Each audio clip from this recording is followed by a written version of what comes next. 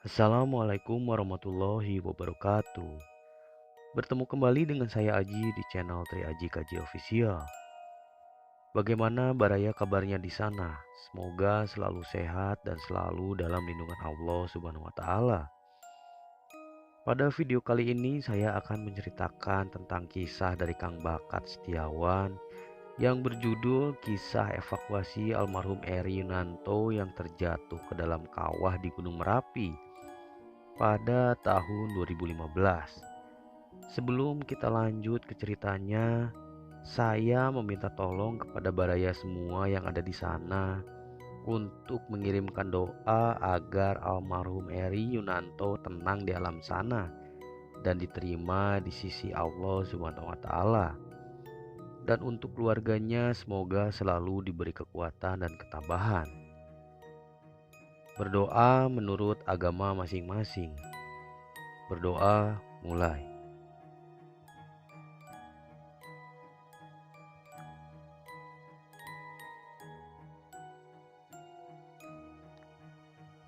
Selesai. Terima kasih Baraya. Oke, langsung saja saya akan memulai ceritanya. Dalam hitungan ketiga, 1, 2, 3.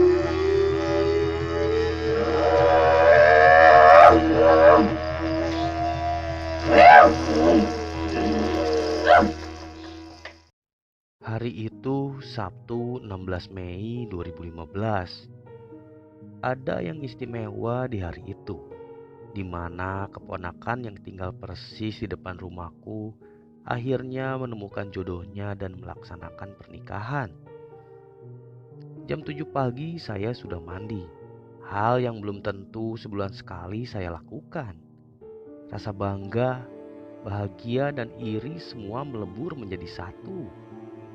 Ya, saya bangga dan bahagia karena pada akhirnya keponakanku berani meminang seorang gadis. Tapi saya juga iri karena waktu itu saya dalam proses memperjuangkan cinta yang tanpa ujung. Semua prosesi pernikahan berjalan dengan lancar. Sampai pada akhirnya handphone saya mulai sibuk dengan notifikasi grup WhatsApp Barameru. Saya kaget ketika ada red code dari ketua kami yang artinya mengharuskan seluruh anggota untuk segera berkumpul di base camp. Waktu itu saya izin untuk tidak bisa merapat karena masih ada acara nikahan dan kondisi badan yang kurang fit. Bukannya izin yang saya dapatkan, justru malah saya langsung ditelepon oleh Kang Sam. Beliau adalah orang yang mengurus registrasi pendaki di Merapi. Dalam teleponnya, dia hanya bilang bahwa aku harus segera merapat ke base camp saat itu juga. Akhirnya karena rasa penasaran, dengan berat hati saya bersama Abi yang juga anggota Barameru bergegas menuju base camp. Sesampainya di base camp, hal yang tidak biasa mulai terlihat. Semua orang menampilkan raut muka yang sedih, cemas, dan ketakutan. Dalam benak saya langsung berpikir, pasti ada kecelakaan di gunung yang sangat fatal. Perlahan tapi pasti, saya berjalan dari tempat parkir menuju posko. Tak ada seorang pun menyapa. Semua sibuk. Sampai pada akhirnya Kang Sam menghampiri saya dan langsung memeluk. Belum pernah seumur hidup saya dipeluk oleh Kang Sam sambil menangis. Saya tanya ke dia, ada apa sebenarnya? Dia kemudian bilang, Har, ada orang jatuh ke dalam kawah. Terjawab sudah semua pertanyaanku. Wajar semua orang merasa sedih. Wajar ketika semua merasa takut. Karena mereka sadar betul bahwa yang akan mereka hadapi kali ini bukanlah evakuasi seperti biasanya. Kemudian saya masuk ke posko karena waktu itu ketua kami sedang tidak berada di tempat. Dan kebetulan saya adalah wakil ketua dalam organisasi.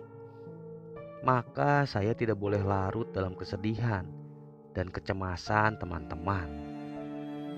Saya mulai asesmen data, mulai dari siapa, kapan, dan bagaimana. Saya juga harus mengambil keputusan untuk menutup pendakian. Padahal waktu itu ada ribuan pendaki yang ingin naik ke Merapi. Saya harus memberikan penjelasan kepada para pendaki tentang penutupan jalur. Setelah semua pendaki terkondisi, kami tinggal fokus pada rencana evakuasi.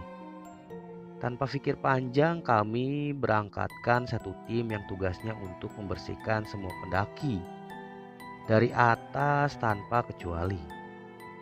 Saat itu kami belum berpikir tentang bagaimana akan mengambil korban dari dasar kawah. Fokus kami adalah bagaimana dengan keterbatasan SDM, sumber daya manusia. Kami bisa berbagi tugas. Alhamdulillah teman-teman sangat solid. Mereka sangat bertanggung jawab dengan tugas masing-masing. Mulai dari menyiapkan logistik sampai dengan memberitahu keluarga korban secara langsung. Waktu berjalan, kami masih belum tahu apa yang harus kami lakukan selanjutnya. Sampai akhirnya kami berkoordinasi dengan pihak Taman Nasional, SAR, dan unsur-unsur yang lainnya. Kami mengadakan rapat sampai subuh tanggal 17. Pembahasan kami hanya fokus pada satu hal. Siapa eksekutor yang mau turun ke dasar kawah? Sampai hari Minggu pagi, kami belum juga mendapatkan orang yang mau dan mampu untuk melaksanakan tugas ini. Saya tahu, semua orang waktu itu berharap banyak kepada saya. Karena saya sudah punya pengalaman beberapa kali turun ke kawah untuk melakukan mitigasi dan pemetaan jalur evakuasi. Sungguh, waktu itu saya merasa seperti pecundang. Saya satu-satunya harapan, tapi saya tidak mau melakukannya karena saya sadar dengan kondisi badan yang tidak fit. Saya hanya bisa membantu dengan memberikan semua gambaran tentang jalur ke kawah dan resikonya. 17 Mei jam 10 waktu Indonesia bagian Barat di hari Minggu. Sampai jam 10 siang, tim SMC masih belum menemukan rescuer yang bersedia. Semua orang memujuk saya, berharap saya siap dan mau untuk melakukan evakuasi.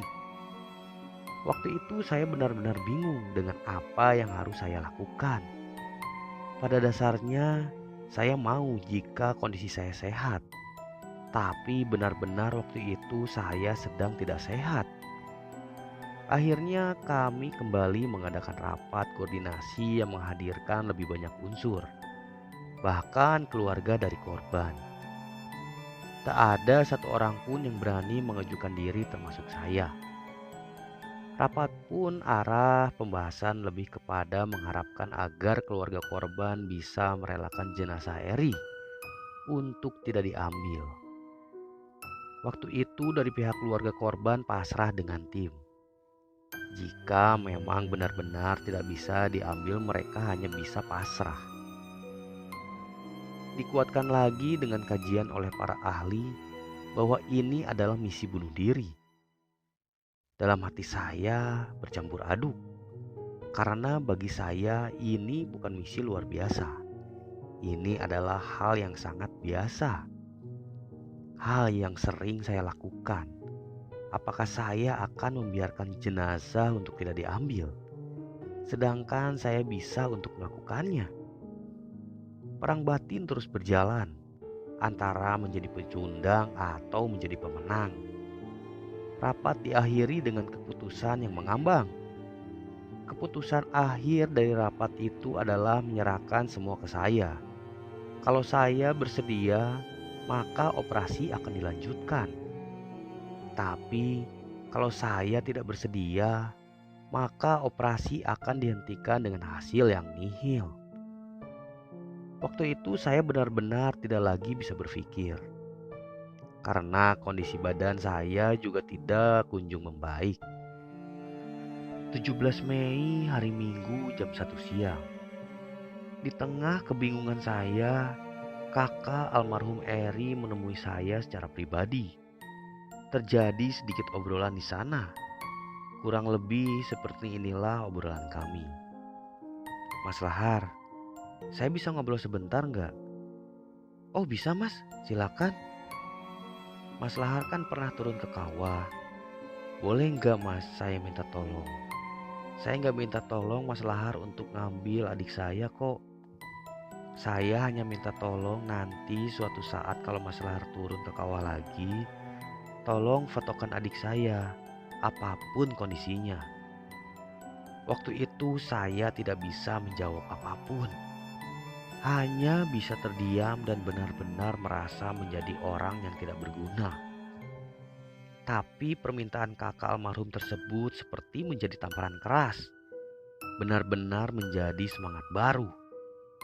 Lalu saya menemui sahabat-sahabat saya. Saya meminta dicarikan doping atau apalah yang bisa membuat saya lebih baik. Tak butuh waktu lama, ambulan dari Polres Boyolali datang. Saya dibawa menuju ambulan. Dicek kondisi badan saya yang ternyata waktu itu tensi saya sangat rendah. Dan memang kondisi saya benar-benar lemah. Kalau saya nggak salah ingat, dokpol yang memeriksa saya waktu itu namanya Pak Purnomo. Kemudian beliau menawarkan saya sebuah suntikan khusus yang biasa dipakai saat perang katanya. Akhirnya saya mau untuk disuntik. Entah berapa kali suntikan. Kalau nggak salah 3 kali suntikan. Tak butuh waktu lama, obatnya langsung bereaksi. Badan saya menjadi panas dan berkeringat. Benar-benar terasa efek obatnya. 17 Mei jam 5 sore. Setelah saya merasa kondisi saya membaik dengan cepat, akhirnya saya menemui SMC dan menyatakan bahwa saya siap dengan beberapa syarat. Waktu itu benar-benar menjadi keputusan dalam keputusasaan. Saya mengajukan beberapa syarat, mulai dari peralatan, tim, dan satu syarat lagi yang agak konyol. Waktu itu saya bersedia naik asalkan saya ditemani oleh tim pilihan saya sendiri. Dibekali dengan peralatan terbaik dan syarat terakhirnya, saya tidak ingin nama saya ditulis dalam daftar tim yang terlibat di lapangan. Tentu saja ini menjadi sedikit perdebatan. Secara prosedur, semua orang yang terlibat harus terdata. Tapi saya punya alasan tersendiri kenapa saya mengajukan syarat itu. Alasan saya satu hal. Ketika operasi gagal dan saya mati di lapangan, anggap saja saya tim ilegal yang tidak berkoordinasi sehingga SMC tidak akan disalahkan oleh publik karena dianggap telah mengirimkan orang untuk misi yang sebenarnya sudah dilarang untuk dilaksanakan. Alhamdulillah semua syarat saya disetujui oleh SMC. Saya dan tim pun melakukan persiapan secara sembunyi-sembunyi tanpa terpantau oleh orang luar. Akhirnya SMC menelepon keluarga saya. Intinya memohon izin dan doa restu agar operasi berjalan lancar dan semua tim diberikan keselamatan. 17 Mei jam 8 malam. Aku, Gimar, Abi, Alip, Sony, dan seorang lagi aku lupa namanya. Kami berangkat dari base camp Barameru. Setelah sebelumnya packing dan beristirahat sejenak karena dari semalam kami semua belum tidur. Malam itu rasanya benar-benar berbeda. Ketika kami ingin berangkat, hampir semua warga desa keluar rumah. Hampir semua relawan dan anggota Barameru yang berada di bawah seperti orang yang takut kehilangan kami. Ketika kami pamit dan meminta doa restu kepada kawan-kawan di base camp, satu persatu memeluk kami dan tak sedikit yang meneteskan air mata. Seolah-olah kami akan pergi jauh dan tak akan pernah kembali. Bagi kami saat itu, Kami adalah harapan satu-satunya. Kami adalah harapan terakhir. Di pundak kamilah sebuah harapan dari keputusasaan mereka gantungkan. Dan kami semua yakin bahwa Tuhan akan selalu bersama niat baik. 17 Mei jam 9 malam. Sekitar jam 9 kami sampai di pos 1.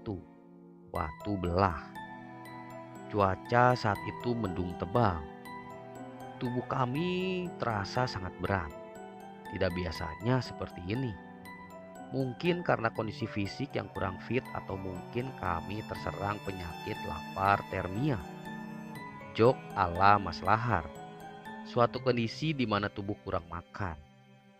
Akhirnya kami memutuskan untuk istirahat saja di pos 1.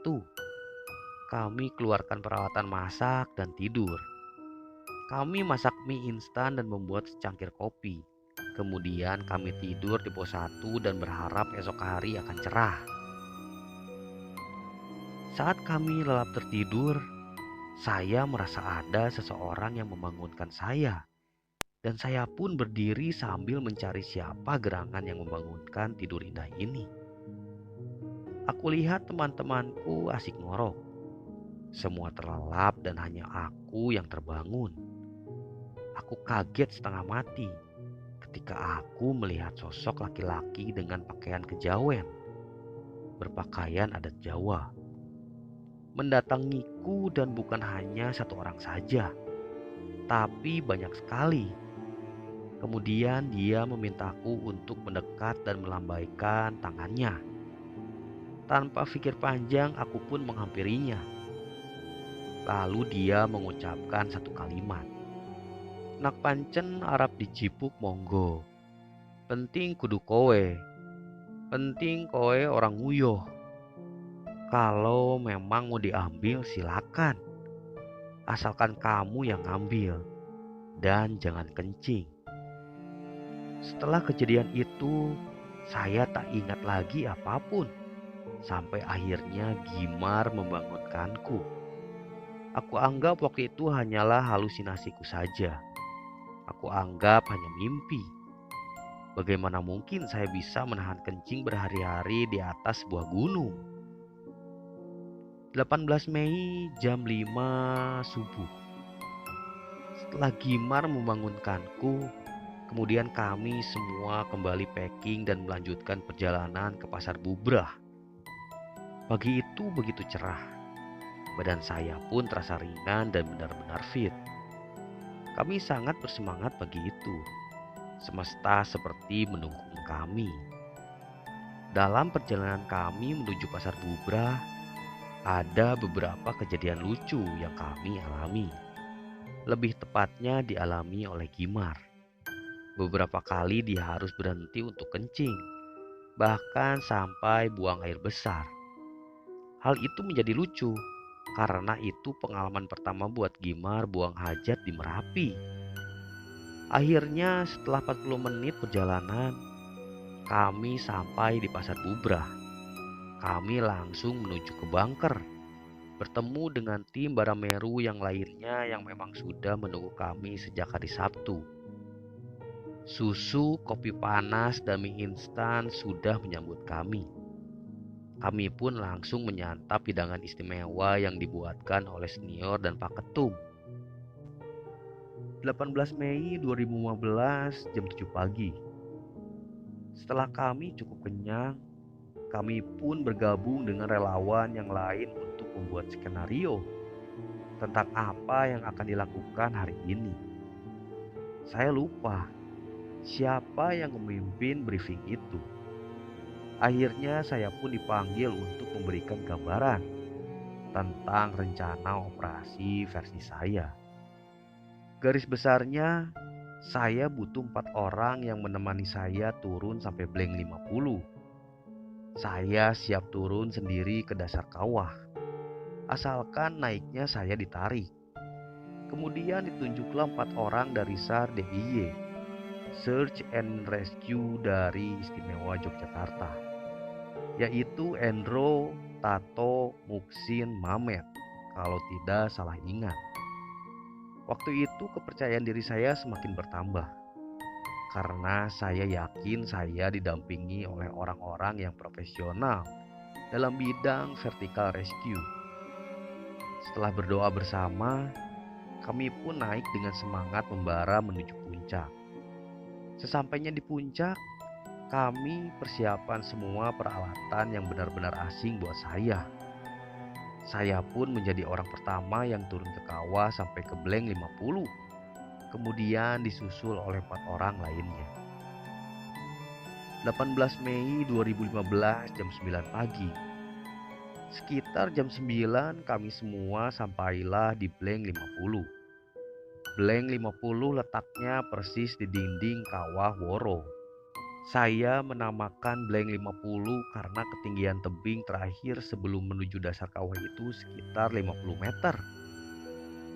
Teman-teman dari SAR DIY kembali memasang peralatan untuk saya pergunakan turun ke dasar kawah. Saya hanya bisa menunggu dan melihat saja, karena saya tidak paham dengan teknik-teknik vertical rescue. Saya perhatikan mereka sangat terlatih. Tanpa harus saling bertanya, mereka tahu apa yang harus dilakukan. Setelah sekitar setengah jam menunggu, peralatan yang akan saya pakai pun telah siap. Saya pun langsung turun ke dasar kawah. Memang bukan hal baru lagi bagi saya, karena sebelumnya telah beberapa kali turun ke kawah lewat jalur yang sama persis. Sesampainya di dasar kawah, saya dipandu oleh tim yang dari puncak. Mereka membuatkan lintasan imajiner buat saya. Saya seperti orang yang mencari harta karun dalam film-film kartun. Saya harus berjalan maju sekian langkah, lalu belok kiri atau kanan. Hal itu dilakukan untuk menghindari ranjau yang suhunya ratusan derajat. Alhamdulillah, dari Balai Penyelidikan dan Pengembangan Teknologi Kebencanaan Geologi meminjamkan alat untuk memantau suhu dari puncak Merapi. Saat itu sangat dibutuhkan kerjasama tim yang kuat, karena kita tak pernah tahu apa yang akan terjadi. Komunikasi dengan Mbah J terus saya lakukan untuk menemukan titik jenazah yang sudah terpantau dari puncak lewat binokular. Saya diarahkan harus berjalan ke arah mana. Alhamdulillah, cuaca saat itu cerah. Jadi saya bisa leluasa berada di dalam Perut Merapi.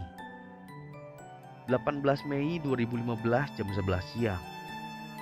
Hampir 1 jam lebih saya berputar mencari keberadaan jenazah Heri Yunanto.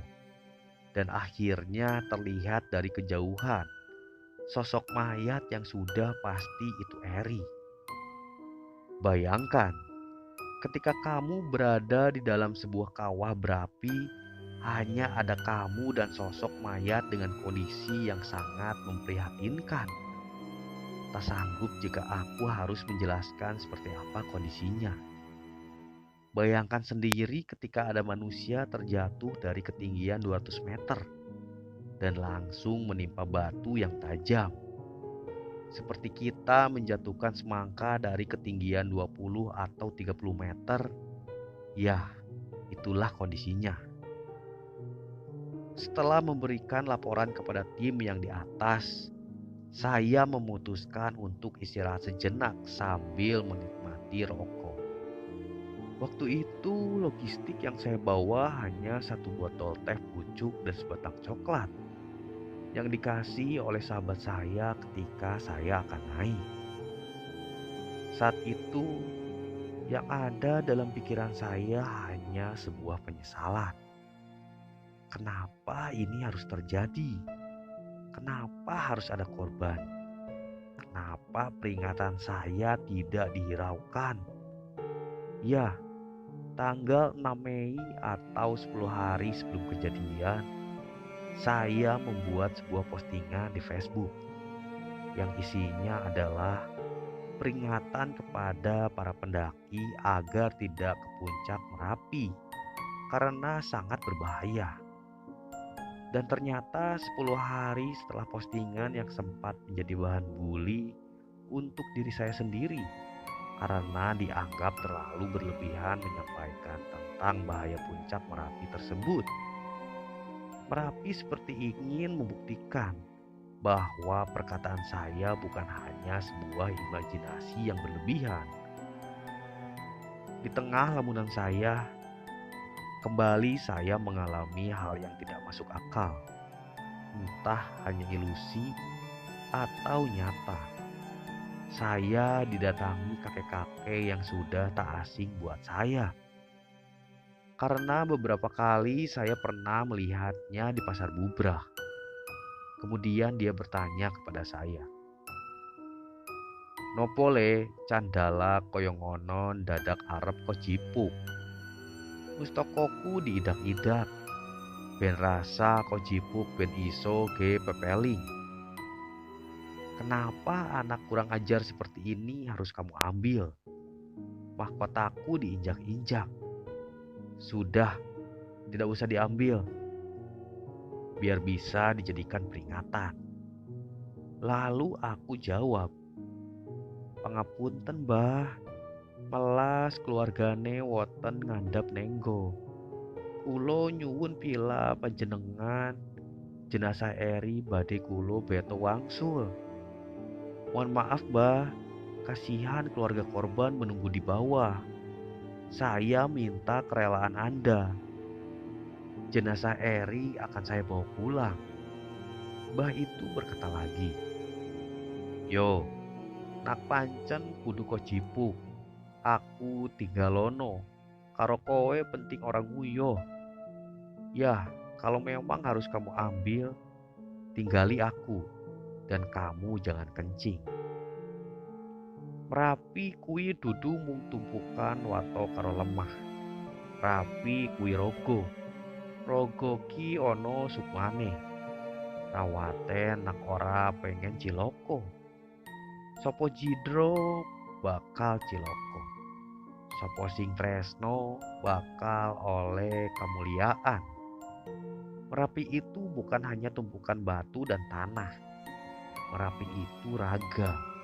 Dan setia raga punya sukma. Rawatlah jika tak ingin sengsara. Siapa jahat bakal sengsara. Dan siapa yang sayang akan mendapatkan kebahagiaan. Tak lama saya segera terbangun dari lamunan. Waktu itu matahari tepat di atas kepala saya. Saya kembali menghampiri jenazah Eri Yunanto. Dan